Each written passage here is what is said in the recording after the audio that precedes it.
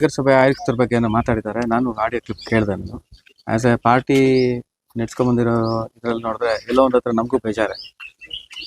ನಾವೆಲ್ಲ ಪಕ್ಷದ ಕಾರ್ಯಕರ್ತರಿಗೆ ಒಂಥರ ಮುಜುಗರ ಆಗ್ಬಿಟ್ಟಿದೆ. ಇವತ್ತು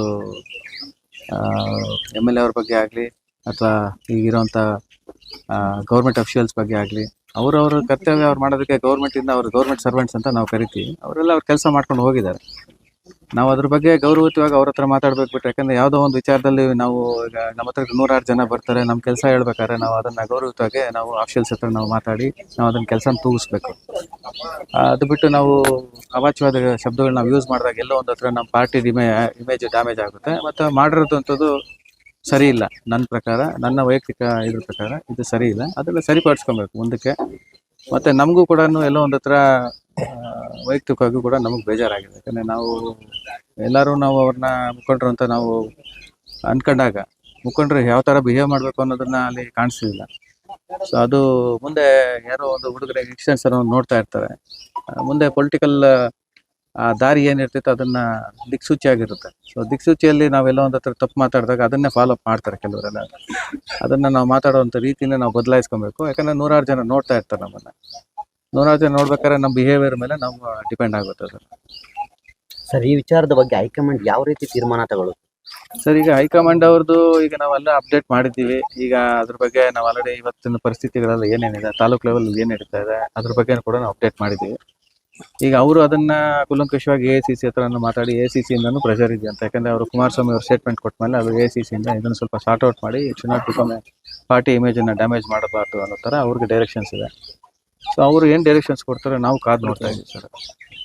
ಸರ್, ಈಗ ಶಿಡ್ಲಘಟ್ಟದಲ್ಲಿ ಕಾಂಗ್ರೆಸ್ಗೆ ನಾಯಕತ್ವದ ಕೊರತೆ ಇತ್ತು. ಈಗ ಶಶಿಧರ್ ಮುನಿಯಪ್ಪ ಅವರು ಯಾರನ್ನ ಸೂಚಿಸಿದ್ರೆ ಅವರಿಗೆ ಬೆಂಬಲ ಸೂಚಿಸೋಣ ಅಂತ ಒಂದು ಕಡೆ ಚರ್ಚೆಗಳಾಗ್ತಾ ಇದೆ. ಈಗ ಯಾರನ್ನ ಮುಂದೆ ಸರ್, ಈಗ ನಾನು ಸೂಚಿಸಿದೆ ಒಂದು ನಿಮಿಷ. ನಾವು ಸೂಚಿಸ್ಬಿಟ್ಟು ಲಾಸ್ಟ್ ಟೈಮು ನಮಗೆ ಈಗ ಒಂಥರ ನನಗೀಗ ಆ್ಯಕ್ಚುಲಿ ನಾನು ಕ್ಷಮೆ ಕೇಳಬೇಕಾ ಎಲ್ಲರ ಹತ್ರ. ನಾನು ಇಂಥ ಕ್ಯಾಂಡಿಡೇಟ್ ನಾವು ಸೂಚಿಸಿದ್ದೀನ ಅಂತ ಕ್ವಶನ್ ಮಾರ್ಕ್ ಆಗ್ಬಿಟ್ಟಿದೆ. ಸೊ ಹಾಗಾಗಿ ಈಗ ನಾವು ಯಾರ ಬಗ್ಗೆನೂ ನಾವು ಸೂಚಿಸೋದಿಲ್ಲ. ಇನ್ನು ಮುಂದೆ ನಾವು ಯಾರ ಹತ್ರ ಸೂಚಿಸೋದಿಲ್ಲ. ನಾವೆಲ್ಲ ಜೊತೆಲಿ ನಾವು ಕೆಲಸ ಮಾಡ್ತಾ ಇರ್ತೀವಿ.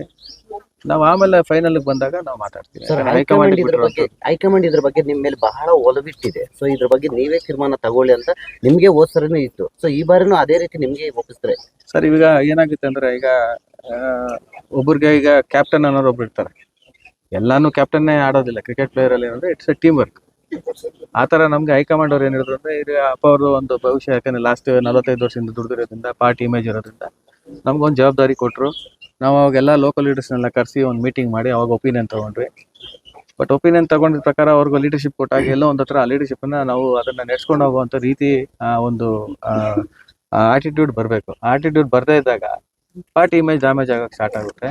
ಅವಾಗ ಹೈಕಮಾಂಡ್ ಅವ್ರಿಗೆ ನಮಗೆ ಹೇಳ್ತಾ ಇದ್ದಾರೆ ಅದನ್ನು ಸರಿ ಮಾಡಲೇಬೇಕಪ್ಪ ಅನ್ನೋದು. ಇನ್ನು ಅವರು ಏನು ಅವ್ರ ನಿಲುವನ್ನು ನಮಗೇನು ಪ್ರಸ್ತಾಪ ಮಾಡಿಲ್ಲ. ನಾವು ಅದಕ್ಕೆ ಕಾಯ್ತಾ ಇದ್ದೀವಿ. ಬಟ್ ಇಲ್ಲಿನ ಲೋಕಲ್ ಲೀಡರ್ಶಿಪ್ ಏನಿದೆಯೋ ನಾವೆಲ್ಲ ಒಗ್ಗೂಡಿ ಜೊತೆಲಿ ಕೆಲಸ ಮಾಡಬೇಕು ಅಂತ ಅವ್ರು ಹೇಳಿದ್ದಾರೆ. ನಾವೆಲ್ಲ ಜೊತೆಲಿ ಈಗ ಬರ್ತಕ್ಕಂಥ ನೆಕ್ಸ್ಟು ಡೈರಿ ಎಲೆಕ್ಷನ್ಸ್ ಆಗ್ಬೋದು, ಮತ್ತೊಂದು ಎಲೆಕ್ಷನ್ಸ್ ಆಗ್ಬೋದು, ಎಲ್ಲ ಜೊತೆಲಿ ಹೋಗೋಣ. ಯಾರದೇ ಲೀಡರ್ಶಿಪ್ ಅನ್ನೋದಿಲ್ಲ. ಎಲ್ಲ ಅದಕ್ಕೆ ನಾವೆಲ್ಲ ಲೋಕಲ್ ಲೀಡರ್ಸ್ ಎಲ್ಲರನ್ನೂ ಕರೆಸಿ ಅವ್ರ ಒಪಿನಿಯನ್ ತಗೊಂಡು ನಾವು ಮಾಡ್ತಾ ಇದ್ದೀವಿ. ಸರ್, ಮುಂದೆ ಈಗ KMF ಚುನಾವಣೆ ಇರೋದಕ್ಕೆ ದೊಡ್ಡ ಕಾರ್ಯಕ್ರಮ ಏನಾದರೂ ಮಾಡೋ ಇದೆಯಾ ಸರ್? ಕಾರ್ಯಕರ್ತರನ್ನೆಲ್ಲ ಕರೆಸಿ ಒಂದು ಚುನಾವಣೆ ಬಂದು ಕೋಆಪರೇಟಿವ್ ಸೊಸೈಟಿ ಎಲೆಕ್ಷನ್ಸ್. ಇಲ್ಲಿ ಮಾಸ್ ಆಗಿ ನಾವು ಮಾಡೋಂಥದ್ದು ಏನಿಲ್ಲ. ಯಾಕಂದರೆ ಅವ್ರು ಇಂಡಿವಿಜುವಲ್ ಆಗಿ ಡೆಲಿಗೇಟ್ಸ್ ಇರ್ತಾರೆ, ಅವ್ರ ಒಪಿನಿಯನ್ ತಗೋಬೇಕು. ಮತ್ತು ಇವ್ರು ಯಾರು ನಿಂತ್ಕೊಂತ ಇರ್ತಾರೋ ಮೆಂಬರ್ಸ್, ಅವ್ರ ಕಾಂಟ್ರಿಬ್ಯೂಷನ್ ಆ ಪರ್ಟಿಕ್ಯುಲರ್ ಡೈರಿಗೆ ಇದೆಯಾ ಇಲ್ಲ ಅನ್ನೋದು ನಾವು ಚೆಕ್ ಮಾಡಬೇಕಾಗುತ್ತೆ. ನಾವು ನಮ್ಮದೇ ಆದಂಥ ಒಂದು ಸ್ವಂತ ಒಪಿನಿಯನ್ ನಾವು ಕೊಡೋಕ್ಕೆ ಬರೋದಿಲ್ಲ. ನಾವು ಅದಕ್ಕೆ ಎಲ್ಲರದೂ ಕೂಡ ಒಪಿನಿಯನ್ ತೊಗೊಂಡು ಈಗ ನಾವು ಡಿಸ್ಕಷನ್ ಮಾಡ್ತಾ ಇದ್ದೀವಿ. ಯಾಕಂದರೆ ಈಗ ಮೊದಲು ಒಂದೇ ಇತ್ತು, ಈಗ 2 ಆಗಿರೋದ್ರಿಂದ, 2 ಸೀಟ್ ಆಗಿರೋದ್ರಿಂದ ಡಿವಿಷನ್ ಆಗಿ 80 ಸೀಟ್ 2 ಕಡೆನೂ ಡಿವಿಷನ್ ಆಗಿದೆ. ಸೊ ಈ ಕಡೆಗೂ ನಾವು ಡಿಸ್ಕಷನ್ ಮಾಡ್ತಾ ಇದ್ವಿ. ಇಲ್ಲಿ ನಮ್ಮ ಗುಡೇಪಣ್ಣವರು, ಸೀನಣ್ಣವರು ಇಲ್ಲಿ ಒಲ್ಲೂ ತೋರಿಸಿದ್ದಾರೆ. ಈ ಕಡೆ ಪ್ರದೀಪ್ ಮತ್ತು ಚಕ್ಕಗೌಡರು ಒಲ್ಲೂ ತೋರಿಸಿದ್ದಾರೆ. ಸೊ ಈಗ ಎಲ್ಲರದ್ದು ಒಪಿನಿಯನ್ ತೊಗೊಂಡು ಒಂದು ಡಿಸಿಷನ್ಸ್ ಇವತ್ತು ನಾವು ತೊಗೊಂಡು ಅದನ್ನು ನಾವು ಡಿಸ್ಟ್ರಿಕ್ಟ್ ಮಿನಿಸ್ಟರ್ ಆದಂಥ ಸುಧಾಕರ್ ಅವ್ರಿಗೆ ನಾವು ಕಮ್ಯುನಿಕೇಟ್ ಮಾಡ್ತೀವಿ. ಸರ್, ಈ ವಿಚಾರದಿಂದ ಪಕ್ಷಕ್ಕೆ ಏನಾದರೂ ಹಿನ್ನಡೆ ಆಗಬಹುದಾ ಈ ಚುನಾವಣೆಯಲ್ಲಿ?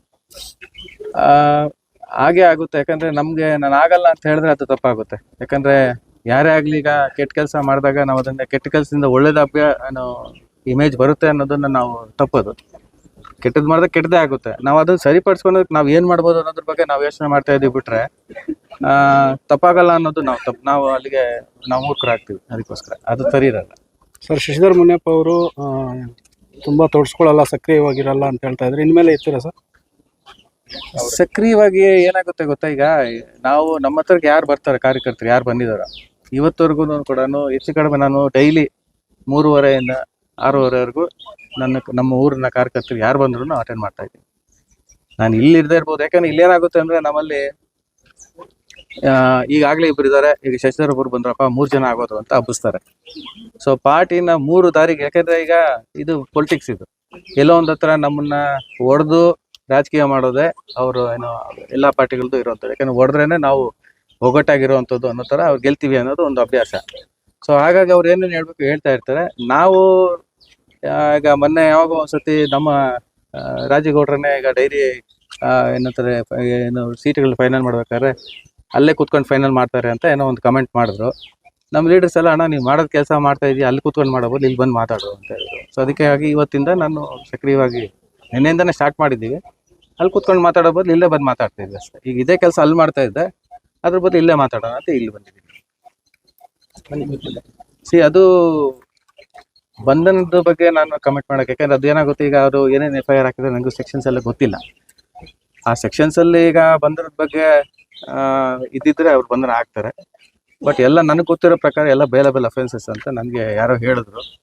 ಅದು ಈಗ ರಜಾ ಇರೋದ್ರಿಂದ ಪ್ರಾಬಬ್ಲಿ ಅವರು ಬೇಲ್ ತಗೊಳಕ್ ಆಗಿಲ್ಲ. ಸೊ ಬಂಧನದ ಭೀತಿ ಇರ್ಬೋದೇನೋ, ಅದು ನಾನು ಹೇಳಕ್ ಆಗೋದಿಲ್ಲ. ಸರ್, ನಗರಸಭೆ ಕಮಿಷನರ್ ಆಯುಕ್ತರನ್ನ ನೀವೇನಾದರೂ ಫೋನ್ ಮಾಡಿ ಸಾಂತ್ವನ ಹೇಳಿದ್ರು ಸರ್? ನಿನ್ನೆನೆ ಮಾತಾಡಿದೆ ನಾನು ಅವ್ರಿಗೂ. ನಾವು ಯಾಕಂದ್ರೆ ನಮ್ಮ ಪಾರ್ಟಿಗಳಿಂದ ನಮ್ಮ ಪಾರ್ಟಿ ಯಾಕಂದ್ರೆ ನಮ್ಗೆ ಜವಾಬ್ದಾರಿ ಇರೋದ್ರಿಂದ ಅವ್ರಿಗೂ ನಾವು ಕ್ಷಮೆ ಯಾಚಿಸಿದ್ವಿ. ಯಾಕಂದ್ರೆ ನಮ್ಮ ಪಾರ್ಟಿ ಒಬ್ಬ ಮುಖ್ಯಸ್ಥ ನಿಮ್ಮ ಹತ್ರ ಅಸಭ್ಯವಾಗಿ ನಡ್ಕೊಂಡಿದ್ದಾರೆ, ದಯವಿಟ್ಟು ನೀವು ಆ ಪಾರ್ಟಿಗೆ ನಮ್ಮ ಕಡೆಯಿಂದ ಅಂತ ಆಗಿರೋಂಥ ಯಾರೇ ಆಗ್ಬೋದು ಅದ್ರ ಬಗ್ಗೆ ನಾವು ಕ್ಷಮೆ ಯಾಚಿಸ್ತೀವಿ ಅಂತ ಅವ್ರಿಗೂ ನಾವು ಹೇಳಿದ್ವಿ.